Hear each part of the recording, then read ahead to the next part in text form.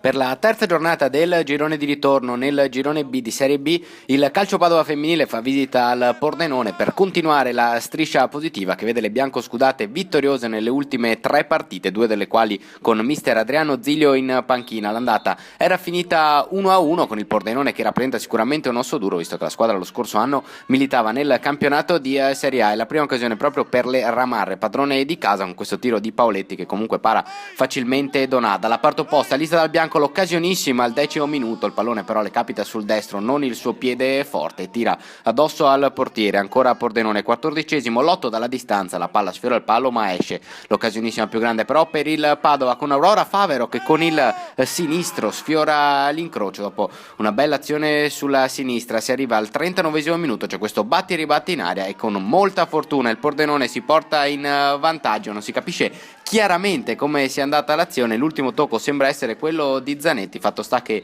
il Pordenone si porta sull'1-0 quando mancano 6 minuti alla fine del primo tempo. Però guardate cosa combina Chiara Sarain, ancora una posizione bellissima per il pareggio immediato del Padova al 44°, splendida la punizione di Chiara Sarain che aveva segnato anche all'andata su rigore e che aveva segnato anche la settimana scorsa sempre su punizione. Al momento di Chiara Sarain, ma qua l'occasionissima per il Pordenone con il calcio di rigore nel secondo tempo clamorosamente fallito da Zanetti, e scampata la paura il Padova prova anche a vincere la partita. Guardate questo tiro di Saggion, sembra quello di Corti nel calcio Padova maschile, però non trova l'incrocio. Ancora Saggion su punizione colpisce soltanto l'esterno della rete. Si arriva nei minuti finali, il Padova colleziona calci d'angolo ma non riesce a segnare, si deve quindi accontentare dell'1-1 che comunque muove la classifica. Il Padova non riesce a superare il Pordenone al quarto posto e adesso avrà 2 settimane di riposo per gli impegni delle nazionali.